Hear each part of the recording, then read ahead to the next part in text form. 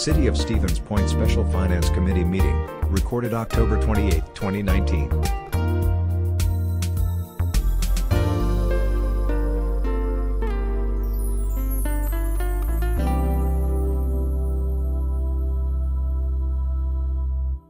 Special Finance Committee to order. It's Monday, October 28th. We'll call it to order at 6:45. A few agenda items here. We go to number one, discussion of possible action on review of the proposed operating budget, including A, addition to new positions, B, adjustments to employee wages. I guess Corey will give us a presentation. Sure, yeah, so we'll go ahead and get started, and basically two major topics that I want to cover. One, of course, is the operating budget, and that's why we're all here today. And then the second topic that I also wanted to fit into this presentation was a discussion on our long-term capital budget challenges.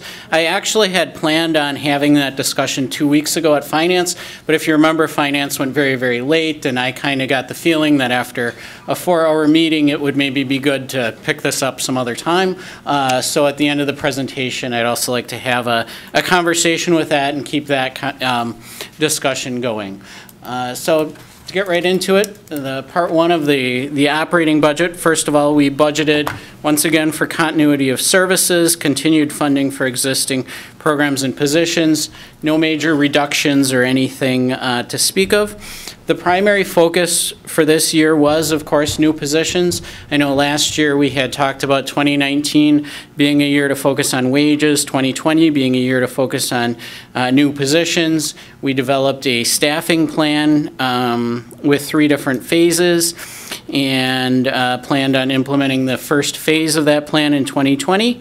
And I'm happy to tell you that we are following that plan. The only exception to that is we were not able to add the floater position, but otherwise all of the other staff positions that were included in that plan are in the proposed 2020 operating budget.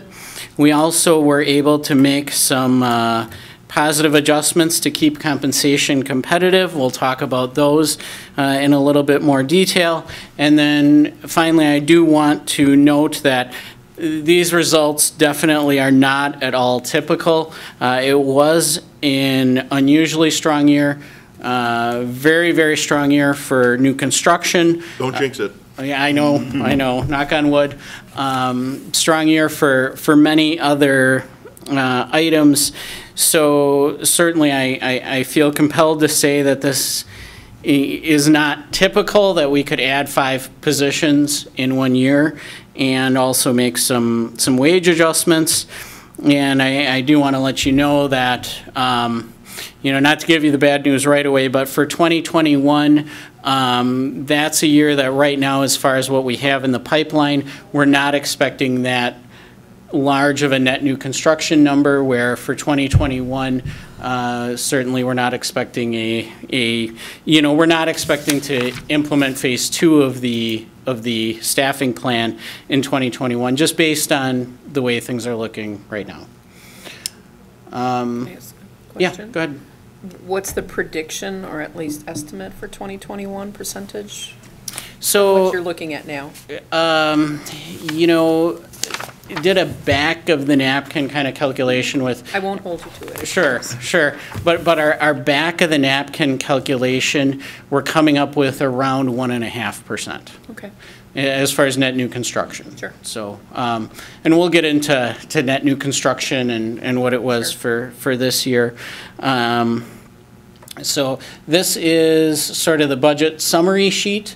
Now, one thing that I want to point out about this sheet is a lot of people will look at a sheet like this and they'll make conclusions. Sometimes they don't understand the story behind the numbers. So one of the things that I wanted to point out is it looks like inspection or community development decreased by $781. That was actually due to a position within that department turning over and basically just starting the new person in a lower step, obviously, and then also a change in medical insurance. And then also on the capital improvements, again, this is going to look like there was a decrease of $191,000 in capital improvements. This is just for the general fund portion of capital improvements. And the reason for that is a little bit complicated, but I did try and explain it on the next slide. But basically, for the capital improvements, we did have to reduce that amount simply because, simply because we need to stay within the limit under the expenditure restraint program. And basically, we have two real limits by the state. One is our levy limits, which we talk about a lot, and the other is the expenditure restraint program, which limits our total budget size. So last year we were able to budget for what we expected in TIF repayments as far as TIF 6 and TIF 8 repaying the general fund. And for 2020, because we did need to stay within that expenditure restraint limit on our total budget size, that's the reason why we needed to, basically we couldn't budget for that. It doesn't mean that we don't have that money, it's just that we can't budget for it. And we'll probably have to have a discussion about that sometime next year as far as how we can use those dollars to offset the borrowing needs for 2020. You're talking the expenditure restraint. Yes, Okay. yeah. So basically, we had to make that adjustment in order to stay within compliance with the expenditure restraint program, limiting the total size of our overall general fund budget. And does that adjust annually? It does, yes. Yep, it does adjust annually based on, they take 60% of your new construction and then they add inflation to it. So they add their CPI number and then they come up with that number Okay. as far as what your limit is. Sure, So, fair enough, thank you. Yep. Okay, and then also another thing that you might see on that first page that, and I apologize, this gets a little confusing and it's kind of into the details, but you'll notice that the operating tax levy is increasing by 4.5%, and our net new construction is actually 3.99%. The reason for that is because with the addition of personal property aid, they have the levy limit and the personal property aid amount go together. Our personal property aid amount was reduced to the general fund, and then as a result of that, then you're allowed to backfill that with levy dollars. So even though our net new construction was 3.99%, we had to do an extra 0.51% to backfill that adjustment in the personal property aid. What's the rationale for the state reducing our personal property aid payment other than? That's a really good question. Yeah, other than They they're always going, do. other than they're going is we're going to push it back onto the people at the local level because we don't want Yeah, to deal with it. yeah. So it's a bit of a long story, but basically the first year that the State Department of Revenue implemented the program, they did rough estimates on how much should go to your general fund and how much should go to your TIF districts. And some municipalities weren't happy about that because some of their TIF districts got shorted by their rough estimate.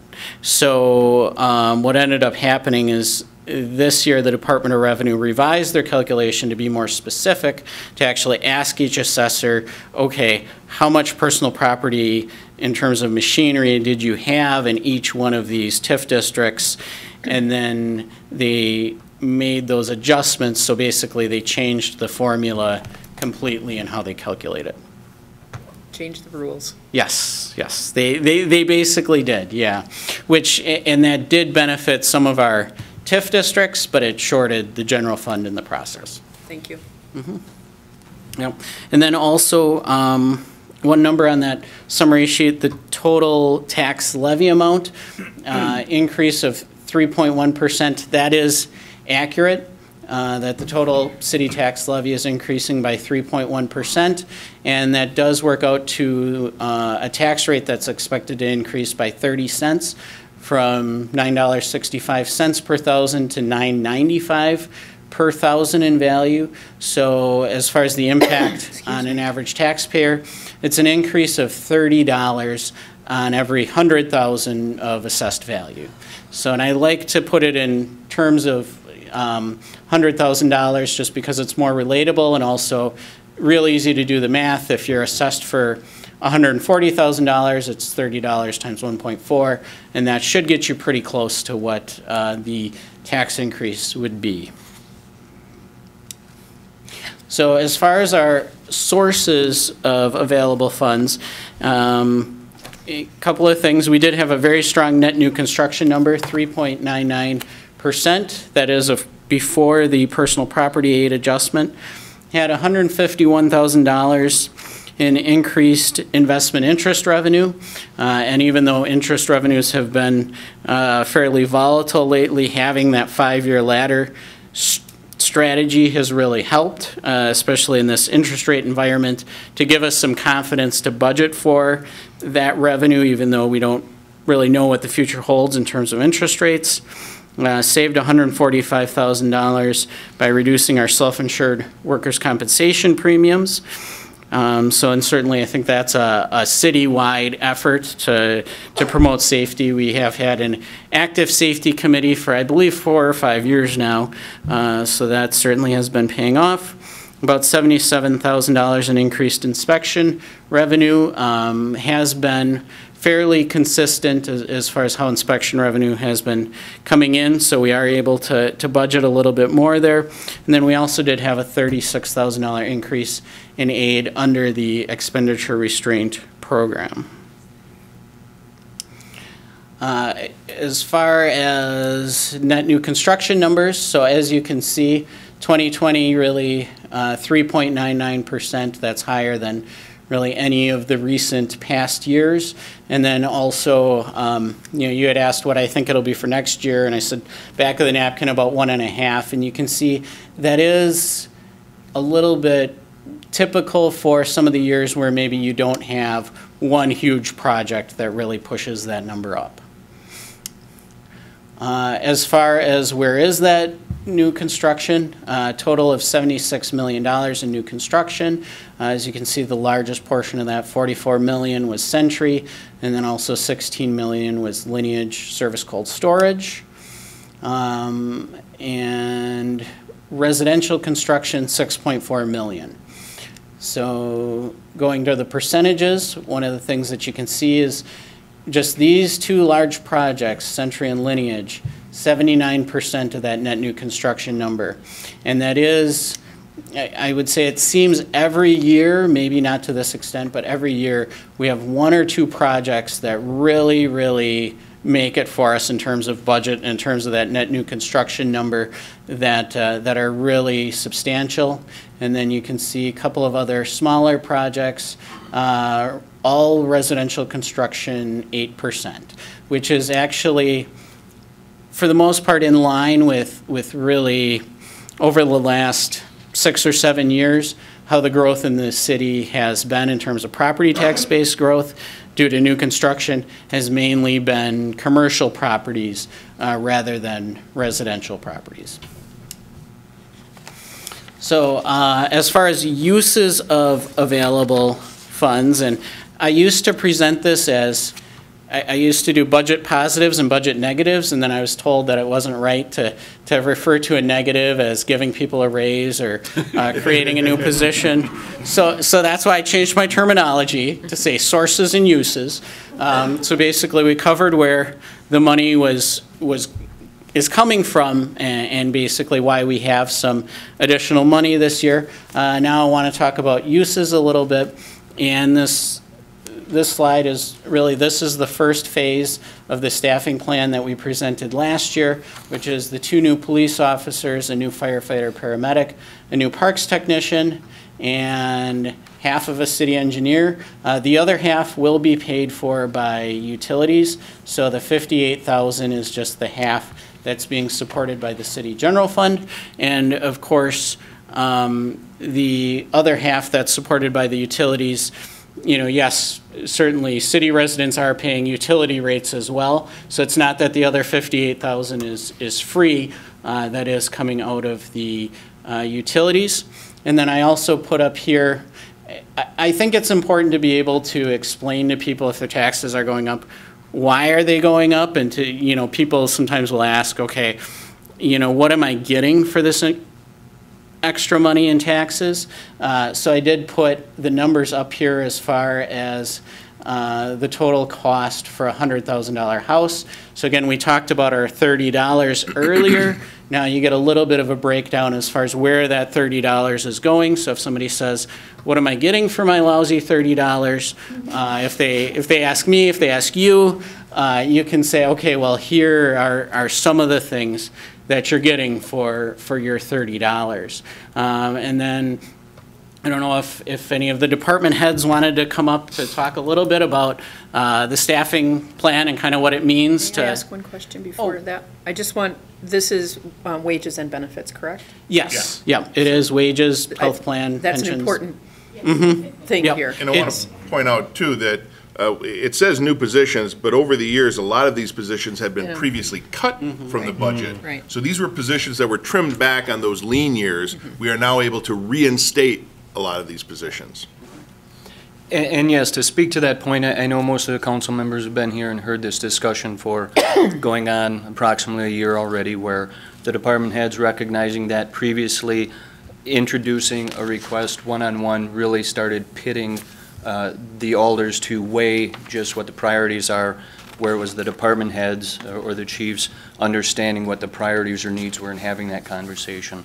So having several conversations, it was determined that as phase one would look like this, and much too as the mayor had said, many of these positions, whether it was the engineer, one of these two police officers, whether it was in parks, these positions are backfilling from as long ago as 2004, 2006, 2007. So it's not as though this is a very large expansion, if you will, of staffing to the city, but hopefully we'll relieve some issues and allow, again, some proactive stuff.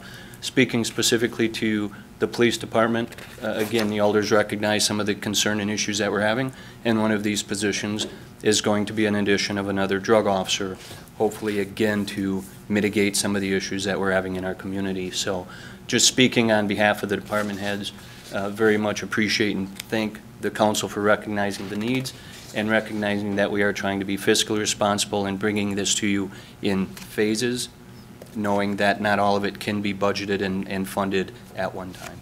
So thank you for that.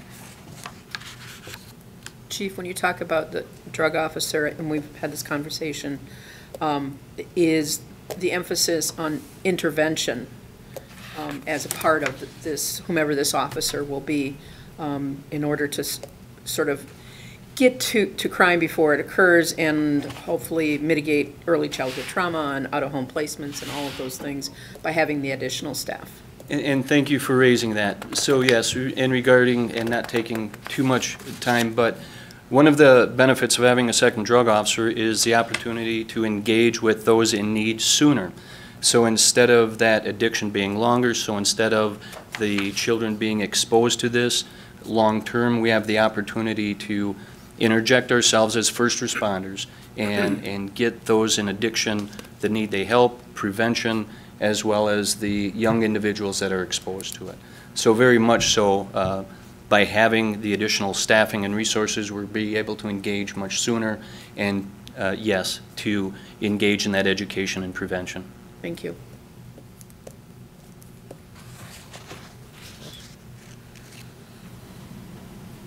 Okay, anything else on the new positions? Nope, I mean, obviously, we talked about it last year as well, so it certainly is not, you know, coming out of nowhere as far as these needs being there. Okay, so now move on to talk about some of the other uses of available funds.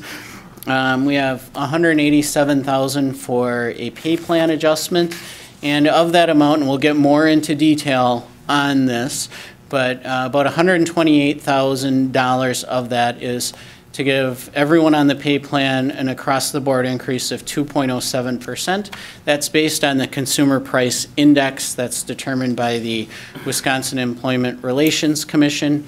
And then there's also about 59,000 of that is to make some extra adjustments for some of the lower grades on the pay plan, grades G through K, and get into sort of what that looks like.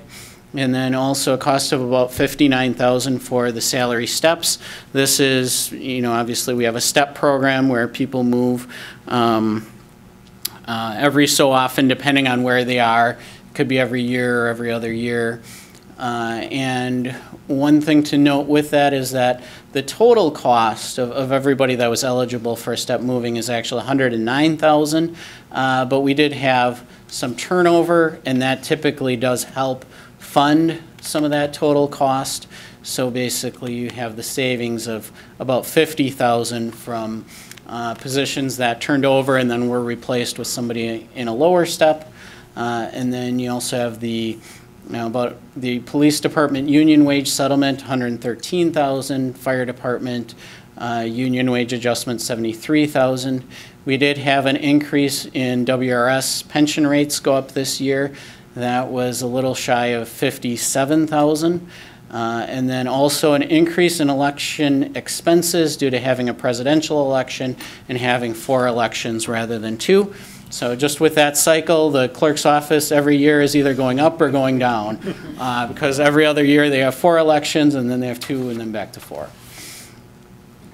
Okay, so I want to talk a little bit about the pay adjustments, and I thought it would be good to start at sort of a basic level, because I know we throw around these terms and a lot of you might be familiar with them, some people might not be, but basically the first term with the pay plan that we need to understand is grade. And grade is what sets the salary range for a position, and it's always expressed, for us it's always expressed in letters.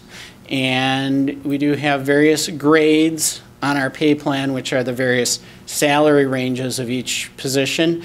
For non-seasonal, full-time, regular positions, everybody is in grades G through V. The V would be our highest grade, so those would be your top department head positions like Public Works Director, Utility Director, Police Chief, and Fire Chief. Those would be in your V, your top grade.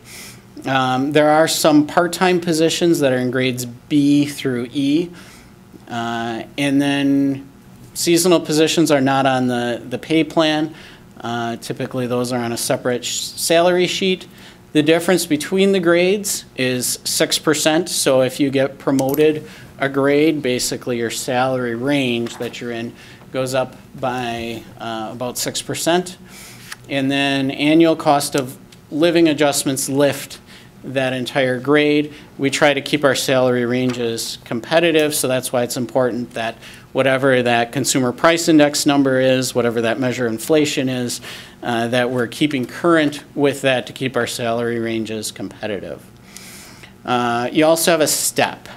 And step is where an individual employee is within that grade, within that salary range. That we express in numbers. Currently there are 11 different steps. Right now, if you're hired, you would start at step 1 and then progress through the steps so that there's some progression through that salary range as you get more experience and progress through that position. The difference between each step is about 2.75%. So for instance, for this year's cost of living adjustment, you've got the 2.07, plus if you're eligible for a step and they get a step, then it's another 2.75.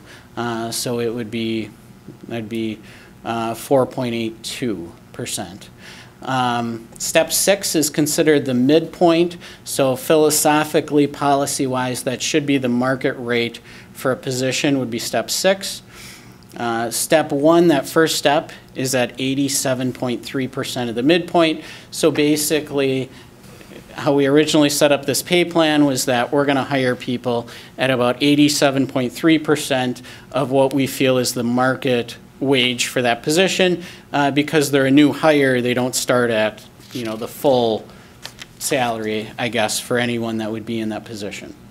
And then as far as the movement, if performance is satisfactory, from steps 1 to 6, it's 1 step every year. Steps 6 through 9, it's 1 step every 2 years, and then steps 9 through 11, it's 1 step every 3 years. So basically, the thought process there is that, when you're first starting that position, first of all, you're hired below the midpoint of your salary range. So bringing people up a little bit more quickly as they gain experience, and then once they hit that midpoint of step 6, then they still progress, but just not as fast because now they're progressing above the midpoint or sort of the market salary for their position. Yes.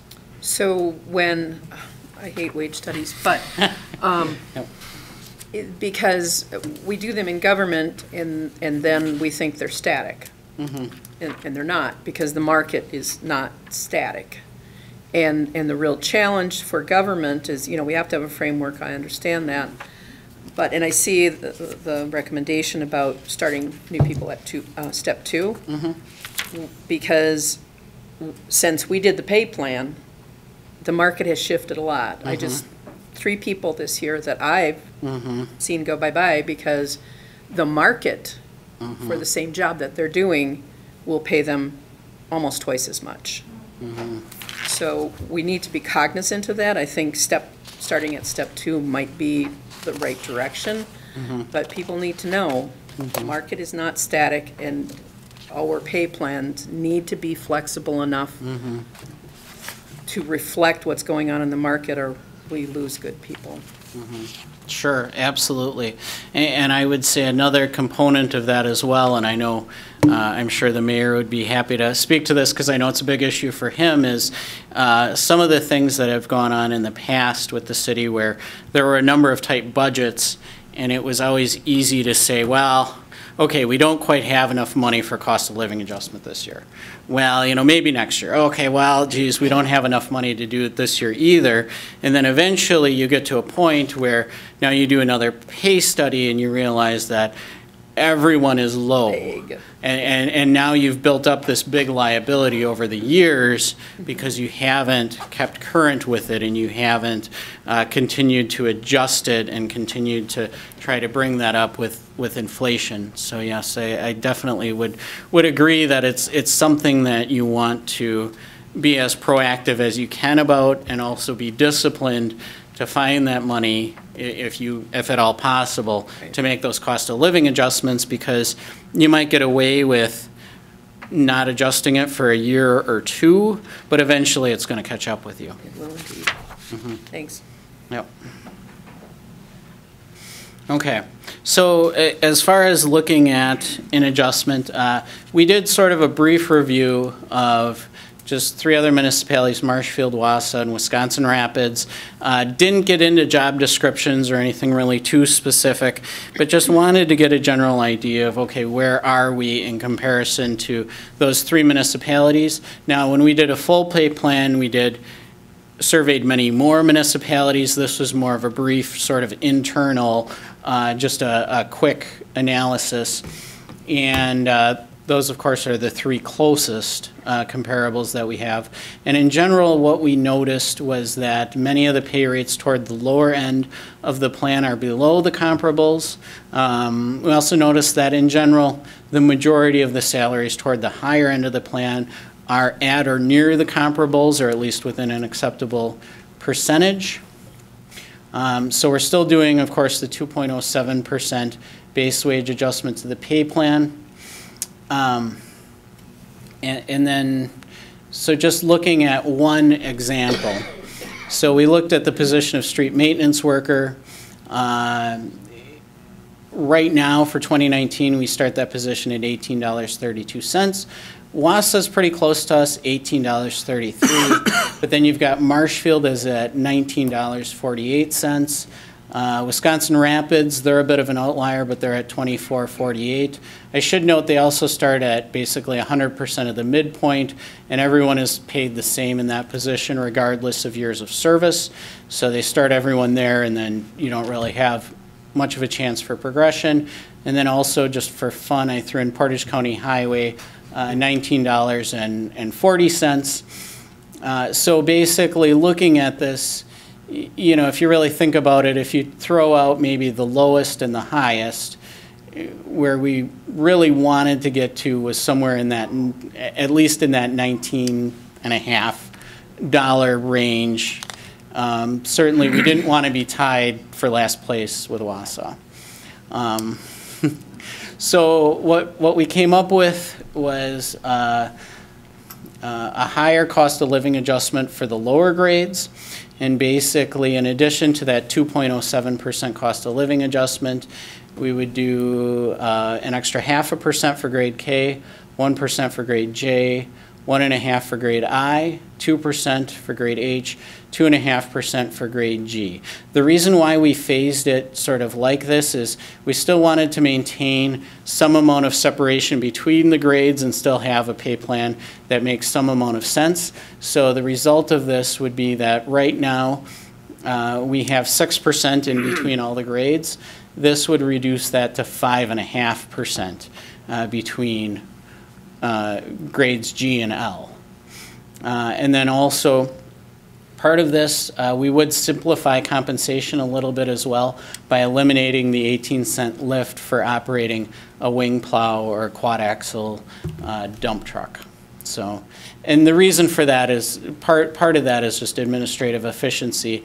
We thought, you know, if we can bring this in, have a higher overall base wage, that probably also sells a little bit better for for future applicants.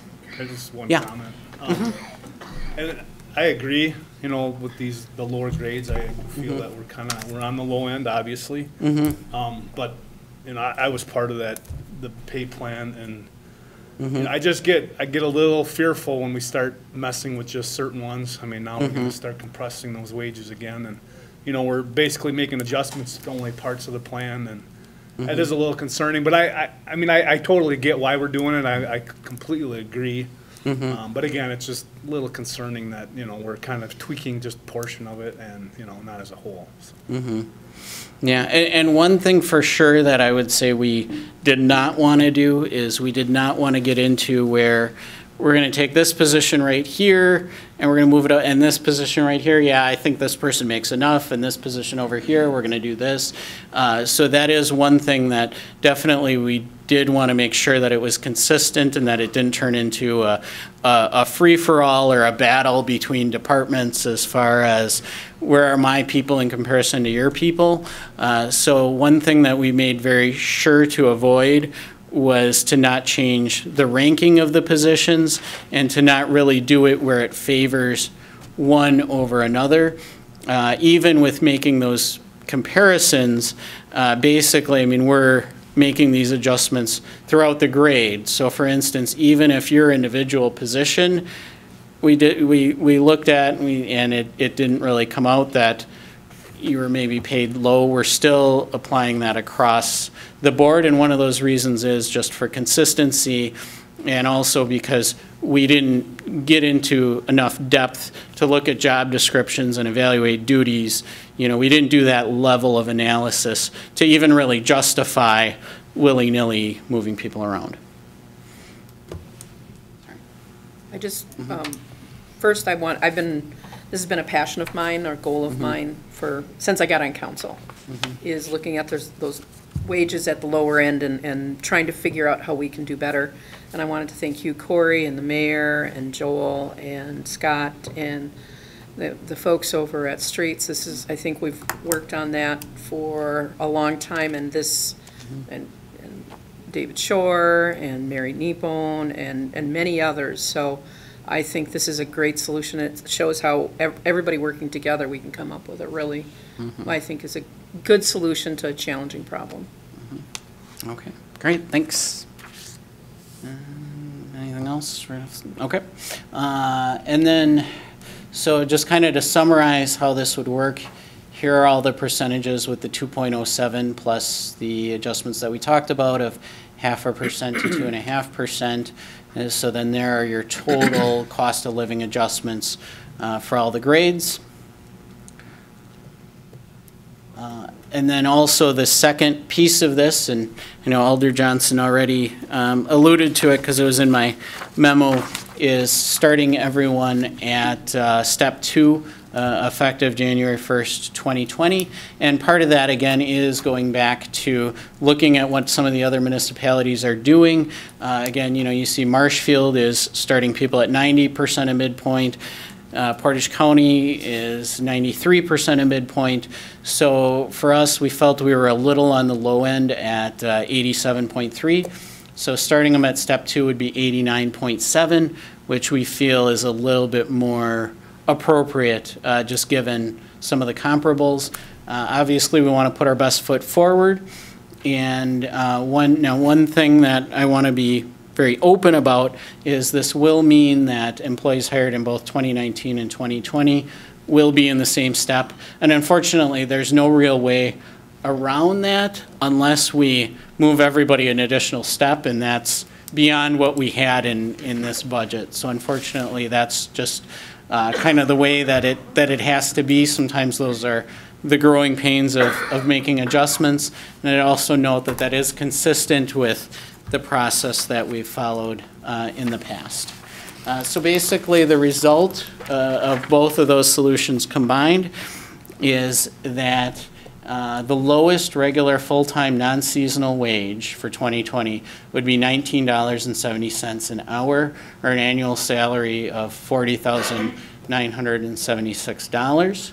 I do want to be open about the fact that for seasonals, I know obviously the Parks Department has a lot of seasonal employees and so forth.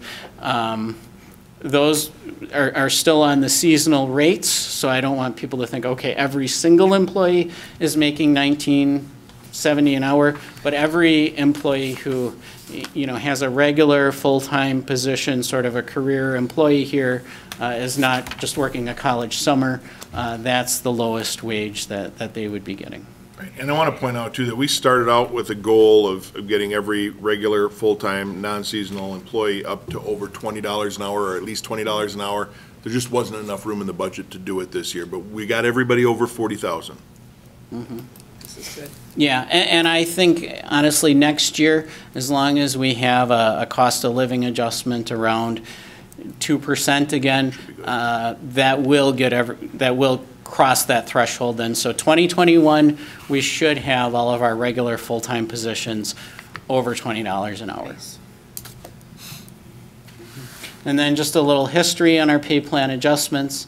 So, and these were always based on inflation, the consumer price index. You can see for 2020, it'd be a range of 2.07 to 4.57, just because we did obviously get a little bit more specific with those adjustments. As far as a 5-year average, that makes the 5-year average anywhere from 1.71 to 2.21%. So of course, 16 and 17 really bring that average down, and those were also low inflation years, which is why those percentages were so low. Okay, and then for line item increases this year, I know last year we allowed 2 1/4. This year we did allow a 1% increase on the non-salary type line items, and the reason for that was to really focus as much as we could on doing what we wanted to do for new positions and for compensation. A couple of other more minor details. We did make a few changes as far as we did move around some revenue line items to make sure that they were in the proper category. So sometimes you might see a line item that shows, okay, there was something budgeted for last year, and now it's showing 0. Some of those were moved, so just be aware of that. And then also, we did consolidate the capital projects in the capital projects fund.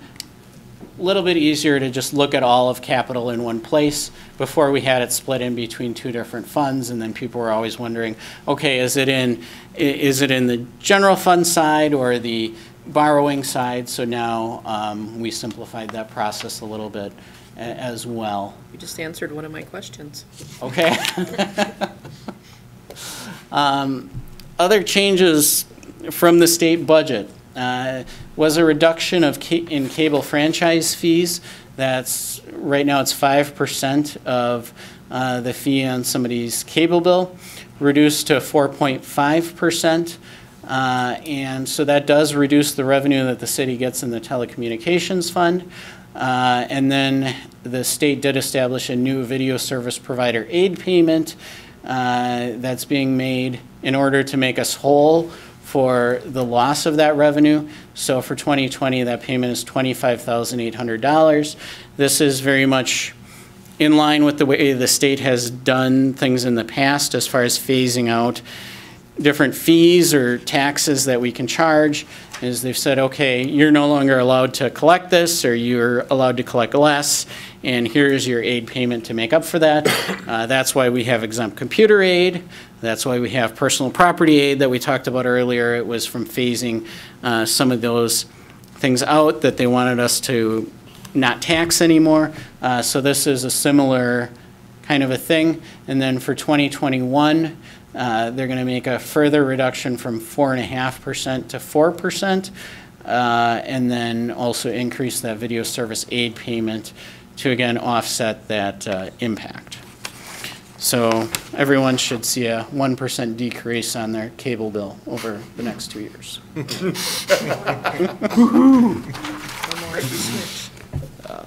And then finally, actually, this is a piece of pretty good news. One of the good things that did come out of the state, and we'll have to take these when we get them, the state budget did include 10% more for general transportation aids to local governments. And the way that transportation aid works is we're reimbursed for the expenses that we incur for transportation, for snow plowing, for road maintenance, for road construction. So that increased our reimbursement rate from about 16.2% to 17.7%. And then also the aid to the city for 2020 is increasing by $192,990. So that is significant. That did go to the road maintenance budget to supplement the capital budget for roads, which is important. And I wanted to note the increase, it's partly due to the state budget increase, but also because we're reimbursed for the amount of money that we spend on transportation, and we have been spending more money on roads. Part of that, actually, 42,000 of it was just from the city spending more money on roads. So basically, the pie got bigger, and then also because we're spending more money on roads, we got a bigger share of the pie. And it's important to note that we still don't get any county money from the wheel tax. Mm-hmm. Yeah, so at least we got some money from the state. So, and actually, that's very much needed because as I'm going to talk about, construction costs have been going up, and certainly we still have a lot of capital challenges. And then already mentioned the tax rate, but basically we're looking at it going from $9.65 to $9.95 as far as the assessed rate. Here's kind of the history. You can see where we've been in the past. And then also the equalized rate on this side, essentially the fair market value of properties in the city appears to be going up rather significantly, so that's why that equalized rate is going down, because that's your rate based on the hypothetical fair market value.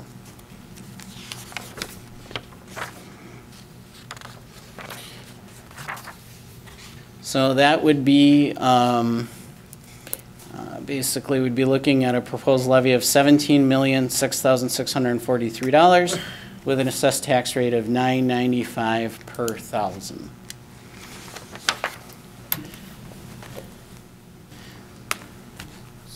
So, and then typically, one action that is taken by the Finance Committee is to vote on a recommended levy to the council. But before we do that, I just wanted to add one other note, then we can vote on that, and then we can talk about long-term capital changes.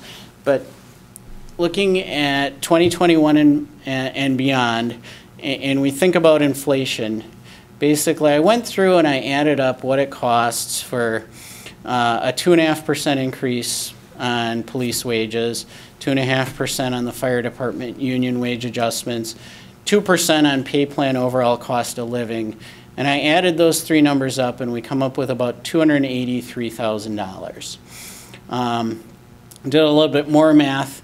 That means in order to offset that every year, we really need to have net new construction at 2.37%, which then means that in order to hit that 2.37% number, we really need annual new construction of about $50 million. So I just wanted to throw that out there just to kind of, so that people can understand what our challenge is, because one of the big challenges obviously is just keeping up with inflation, continuing to fund those services, and especially since a large portion of our budget is made up of state aid, that does not tend to go up. Shared revenue has not been increased for as long as I've been here. It typically does not increase.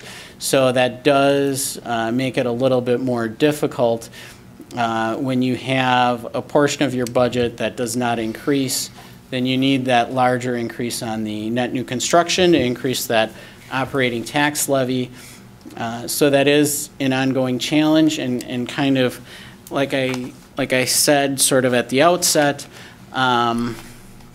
you know, unfortunately 2021 does not look like the year where we can implement phase 2 of the staffing plan, unfortunately, just based on where we are with new construction.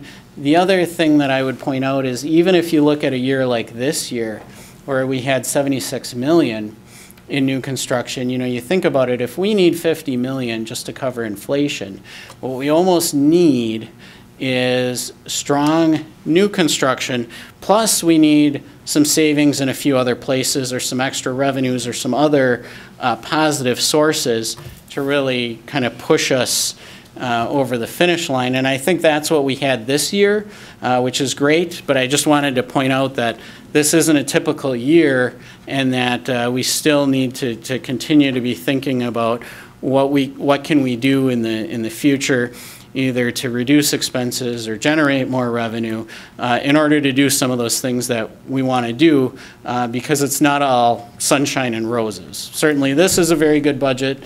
You know, 2020 is a very good year, and I don't want to, you know, kind of rain on that parade, but I also just want to be realistic as well, that it doesn't mean that, okay, it's, you know, everything is rosy and there's nothing to worry about. So even if, because I think it was in the governor's budget to restore the floor of 2%, and of course that was removed by the legislature.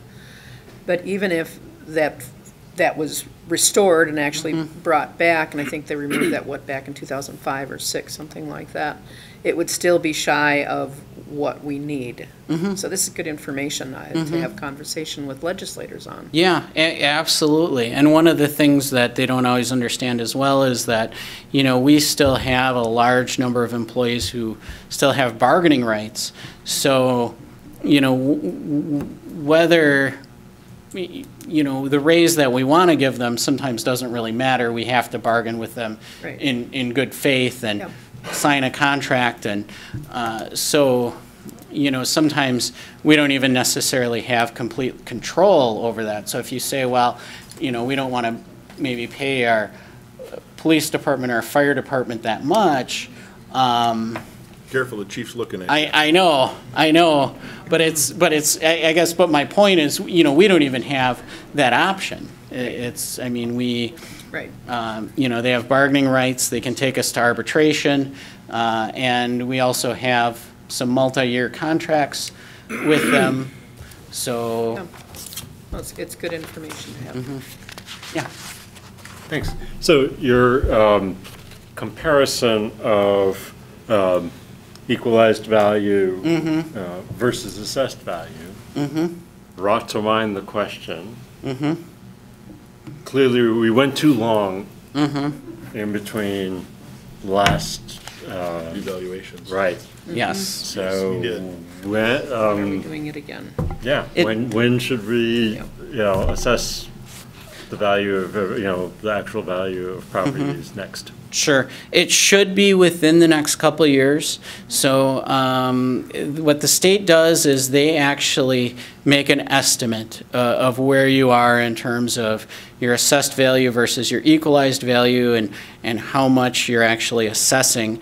And last year, they had us estimated at about 95%.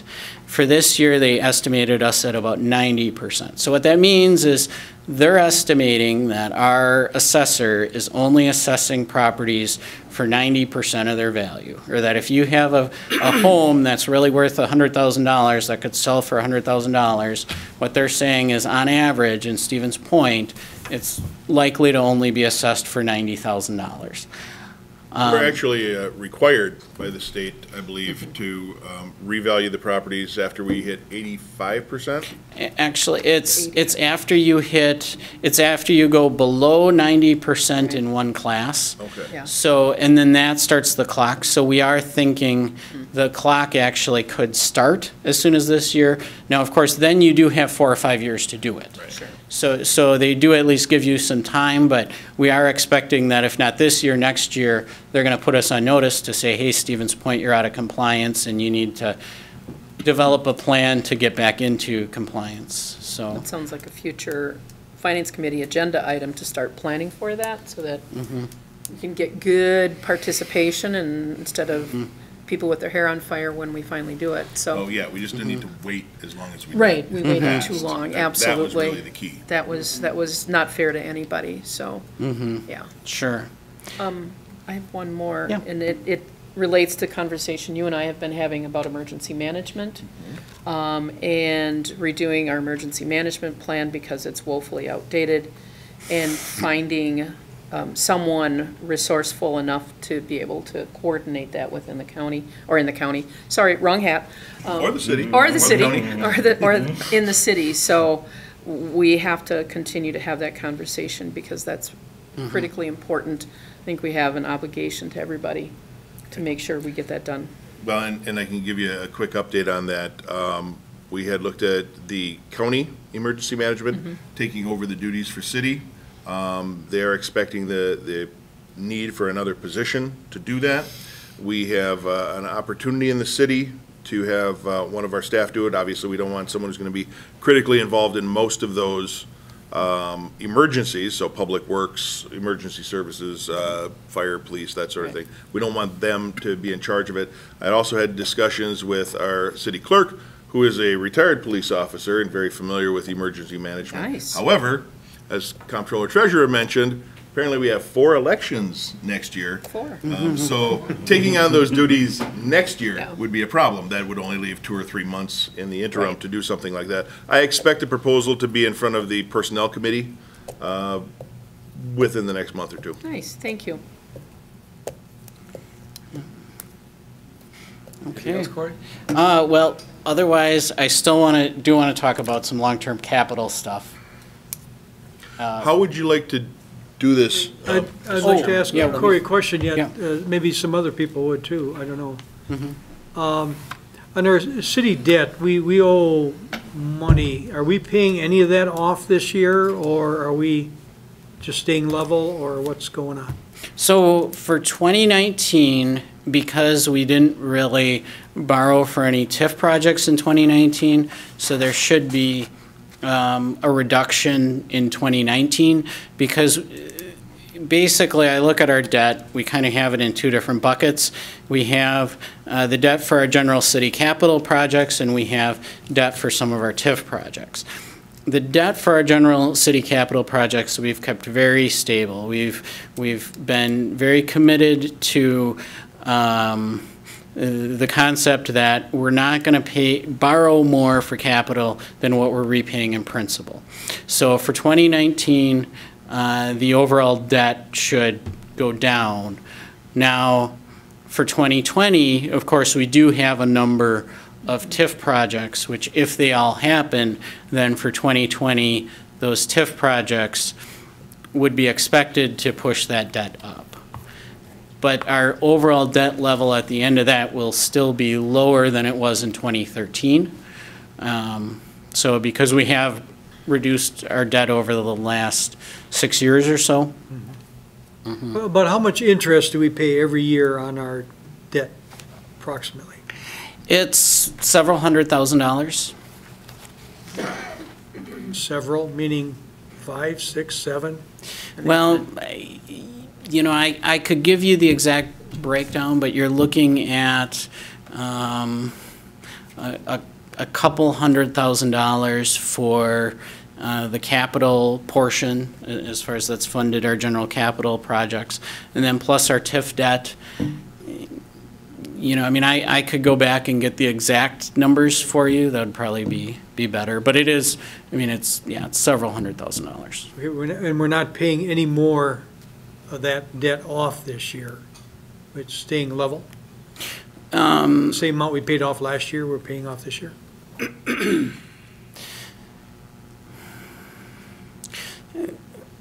When we did the 2019 capital budget, we did make a small provision to pay off some of that debt, not a lot, but there was a little reduction there. But probably nothing next year.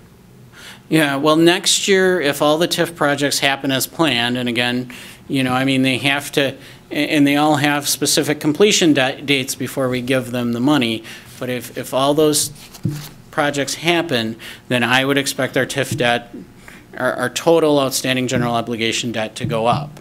And then I would expect that in the ensuing years, 2021, 22, 23, it should go down. But of course, it really depends on those TIF projects are the variable. One thing that we've really done a good job of holding constant is the debt for the general capital projects. So, and then with the TIF districts, it just depends on when those opportunities come up, when those projects come up. That, of course, is a lot more difficult to plan because it's just basically when you have an opportunity that happens. Thank you. Any other questions for Corey while he's at the podium there? Okay, Mayor? And I would just like to say too, that if there are any questions that come up regarding the proposed budget, contact the appropriate department heads or Corey in the Comptroller Treasurer's office to try and get them answered ahead of time. It'll make things go a little bit smoother. If there's a suggestion, contact, again, the appropriate department heads and the Comptroller Treasurer's office. So we're not trying to do things on the fly like calculating. I see the gears in Corey's head turning. Yeah, calculate this, calculate that. Yeah. It's a little more challenging to do it on the fly. So if you have questions or suggestions, then contact his office. Mm-hmm. Yep. Okay. And then, so that, Mr. Chairman, I believe. Item 3? We'd be looking at item number 2. Item 2, I'm sorry. Recommendation of the 2020 levy to the Common Council. I guess I'm looking for a motion or whatever. Alderperson Shore? I move that we recommend the budget to the council. We should put a number in there? It's the levy. Recommending the levy of $17,006,643. Or 9.95 With assessment. per 100,000. Is there a second? Second. Go ahead, Sean had it. Seconded by Alderperson Morrow. Get that? Okay, any more comments, questions on the motion? I think just one thing is letting the public know that this is just the first step, so that if the public is watching, they have plenty of opportunity to provide feedback.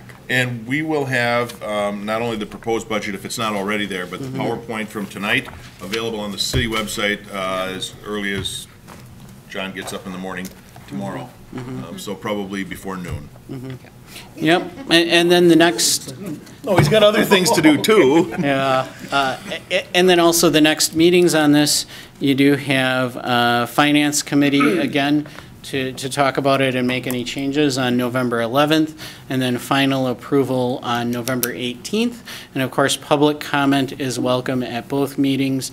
November 11th, we always allow public comment at Finance anyway. November 18th, there is a formal public hearing for anyone who would like to provide comments on the budget. Okay, thank you. Alderperson Shore? Thank you, Chair. Another way of putting it is that the reason that we're hearing this presentation now and heard the capital presentation earlier is to leave all that time in the budget process. Yes. And we are starting, we have in the last couple of years, starting much more earlier in the year than we have in previous years, just to give more time for everyone, including alders and citizens. Yep. Okay, so now if we're good with the. Oh, we have a motion. Oh, sorry. No more comments, questions, but we'll call for the question. All in favor of the motion, say aye. Aye. Any opposed? Hearing none, motion's carried. Okay, that's Okay. recommendation. We're up to item 3, strategy for addressing long-term capital budgeting challenges. Yes, so this is something that I wanted to revisit from our capital discussions. And, first of all, one thing that I just want to clarify is at the last meeting when this was discussed, when I said I have concerns, sometimes when the chief financial officer gets up and says, I have concerns, means different things to different people. And I just wanted to clarify that although we definitely work in a tough environment, it is definitely tough being a local unit of government. The city is not in financial trouble. A lot of the things that we've been working on and that we've worked together on have been working. I know we just talked about debt. Our debt is under control. It has, been under control over the recent years. Our budget is balanced every year, and we do have stable fund balance, or in other words, our savings. We haven't been drawing down our savings. We've been keeping those percentages very consistent. So I just did want to throw that out there, that although we have challenges, and although certainly what we do isn't easy, and there are lots of potential problems and different causes for concern on the horizon, I don't want people to think that the city is actually in financial trouble because we're not. And that's something that we've been working together on, I think, very well. So now with that being said, I'll go into my concerns about capital planning and some of the things that we're seeing that are a challenge. One, and I know I talked about this before, increases in the cost of the construction. I do have some specific data on that from Public Works. I'll warn you, it's not very pretty. And then also that we don't have really an allowance for catching up on some of our infrastructure. And then also the whole issue of how do we handle new items or additional assets that we want to add in and that we want to fund, but that we haven't really built into the capital plan. So first of all, increases in the cost of construction. So when we did our 2016 capital analysis, the number that I got to use from the Department of Public Works was $200 a linear foot for a complete street reconstruction. They did go back and looked at the recent projects since then, and these are the numbers. 6th Street, 2016, about $240. Prentice Street, $260. Isidore Street, $335 a linear foot. Don't hire them again. Yeah, and that was one where we did have an issue with getting bids on that project. And that is something that we do need to pay attention to. I think a couple of challenges there. One was we wanted a pretty tight timeline because we wanted to accommodate the university schedule. And so we didn't want them to start until a certain date. We wanted them to finish by a certain date. I believe the Public Works Director, him and I talked about it. They also wanted or I guess the city requested certain things just because it is an area with more pedestrian traffic to sort of secure that site so that you're not leaving an open trench overnight and some things like that. And the thing is, when you put those requirements and those conditions, you are paying for that, as we can see. So it just is something to pay attention to if we're really rigid with our timeline, especially in this environment where we have a lot of other requirements. Unfortunately, we are paying for it. 2019, this year, We did do Reserve Street for $190 a linear foot, but that's a very narrow street. So that's why that's less. And then the North Side project, we're looking at $273 a linear foot. So basically, had the conversation with engineering, and what they're thinking is, realistically, we probably need to plan on about $280 a linear foot for street reconstructs. That's a 40% increase. So obviously that really hurts. And now, one of the things that we don't know is, of course, all of these projects are more urban projects with full curb and gutter and sidewalk and so forth. So in the original analysis, I'm not sure if the $200 number was thought to be both urban and rural cross-section, but I guess even if that's the case, the fact still remains that as far as the areas of town that need to be reconstructed, they're mainly the tight urban areas with curb and gutter right now. Sometime in the future, maybe, we'll be reconstructing as far as a full reconstruct with new utilities, more of those rural cross-sections. But at least for right now, we probably are going to continue to have these expensive projects like that. When the contractors are busy and we're seeing a 20 or 30% increase in landfill construction too. Yeah. Isn't in the market, isn't the supply supposed to go up to There's no labor. even it out again? Yeah, it's labor, it's supplies which have gone up, the tariff has affected many things, tariffs, and then just the contractors are busy, they've got more projects than they can take. All so, the pressures in yeah. the wrong direction. Even individual homeowners are having issues. There are still people trying to find contractors to clean up damage from the July storm. Roofing and Yep. things like that is months out if you can even find somebody. Yep. Yeah, so it is a supply and demand imbalance for sure. And I think the comment that part of it is that you can't find help, I think is a big piece of that, and just that, usually a business would expand to take advantage of that opportunity, to take advantage of all that demand and come in there and provide that supply.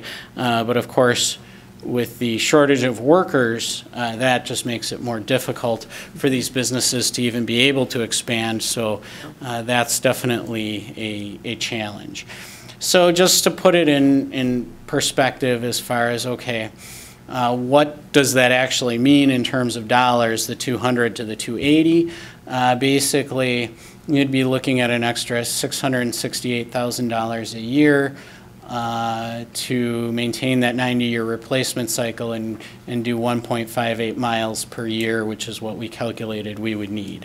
As far as what a tax rate increase would be, that'd be 39 cents per thousand. So now I'm not proposing that, I'm not putting that forward as a suggestion, but I just wanted to kind of give some indication on sort of how big those numbers really are and how big of an impact that really is to have that kind of an increase just based on the number of roads that we have.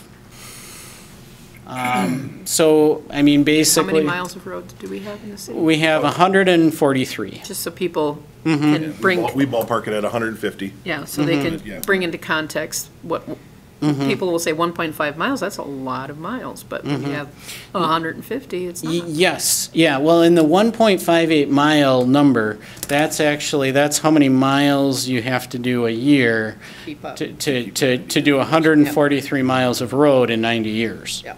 So that's kind of what that calculation is based on, and based on the 90-year capital replacement cycle. So as far as potential solutions, I know we've talked about this before. One would be to increase the capital budget. Again, rather than doing a large adjustment like we did before, because I do respect that, okay, we're increasing the tax levy 30 cents this year. A couple of years ago, we did do an increase to fund capital. So I understand that there's only so much that we can ask our taxpayers to do, but maybe setting a target percentage to say, okay, every year we're going to do a 3% increase in the tax levy or 2.5% to sort of over time, hopefully maybe build in some more capital budget to catch up with those increases in construction costs. And then other than that, I've also asked DPW continue to look for ways to reduce cost. Well, everybody, Yeah. always look for ways to reduce costs. Everybody works for free. Yeah, yeah. So that's obviously not very good news. The next piece that I wanted to cover is allowance for catching up. And one of the measures of the condition of your roads is what's known as the PACER rating. And basically a PACER rating of 10 is the best and 1 is the worst. And it's rated 1 through 10. And these were our ratings for 2017. So you can see actually as far as roads that are truly a 1, so this would be like basically the equivalent of a letter grade of F, about 1.65. Which Ours. Yeah, the town hall has that problem, don't they? Yes. That's not ours. which actually doesn't look too bad, And although. this doesn't include alleys, because I know that's a Oh. big point. I don't believe our Pacers cover the alleys. Is that correct, Director? I speak from here, the official pace ratings given to the state do not. Okay. Okay. Yeah. Now, of course, we have a lot of PACER rating 2s, which I guess I'd say would be the equivalent letter grade rating of like a D. So that's definitely not great.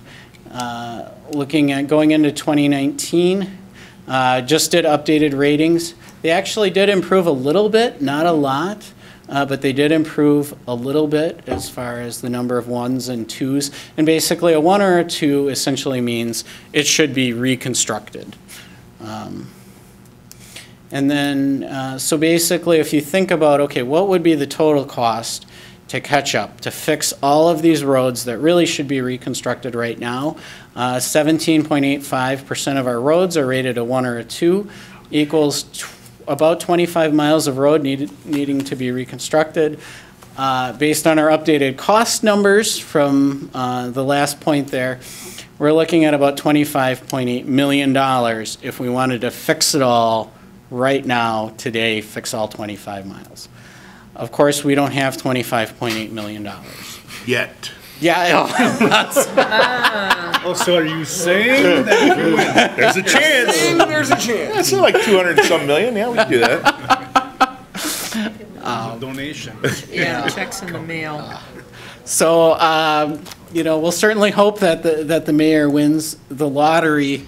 But if not, I think it's just good for people to be aware of the scope of the problem, and also, obviously, our roads are in less than perfect condition, many of them are, and this is just also to help sort of people understand that, it is going to take some time to really get out of the hole and be able to get all of our roads in the condition that we would like them to be in. Right, and I want to point out too, I'm sure you all know this already, but these things don't happen overnight. The roads don't deteriorate in a year or 2 or 5.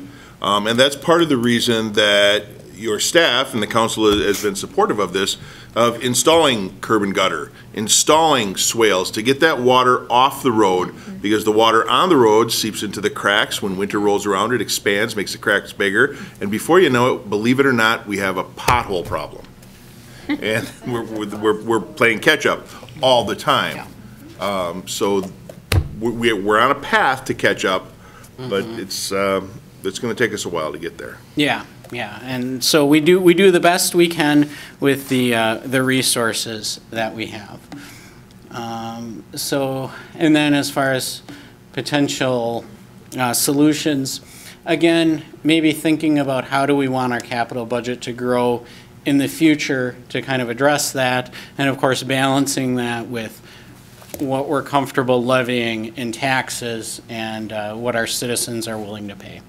So, and again, thinking about, is there a target percentage that we want to set kind of as a policy to say this is our target increase every year? Okay, and then finally, the last issue is, of course, we have not built in any budget for new assets into the capital plan and into the overall size of the capital budget. And what that means then is that if we had new assets, of course, now you're shorting the capital replacement that you had already planned on, and then you have the potential to get behind on the existing capital replacement cycle. It's real easy to get into it to say, well, we'll just delay replacing these vehicles for a year, or we'll just delay, resurfacing the street for a year, but eventually it catches up with you. And then that really has the plan to unravel everything that we've put together as far as a capital replacement plan and a capital cycle, if we're not going to necessarily stick to it. So what I would recommend, I really think that we want to separate out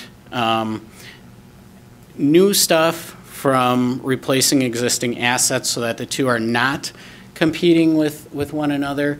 I know I threw out a couple of different options before. Honestly, I think the one that makes the most sense is to just say, if it's an important new asset and there's public support for it and we can justify it, why it's important, then I think we should just increase the taxes to pay for it and explain what people are getting for their increase. Similar to what we're doing this year with saying we're adding these new positions, this is what it's going to cost you. And I think if taxpayers come up and they say this isn't worth this amount of money to me, this isn't worth me paying an extra $10 or an extra $5, then I think that speaks for itself. So that is what I would recommend and that's just my thought as far as an approach going forward.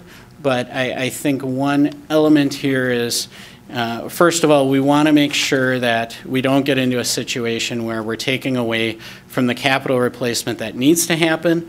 And I think also sort of a hot topic in local government, and rightfully so, is how do you build that connection with the public between what people are paying and what they're getting?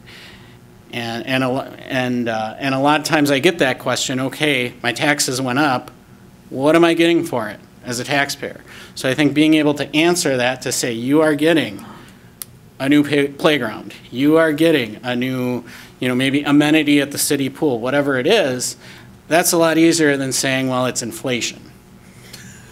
So that's just my thought, but I know obviously other comments.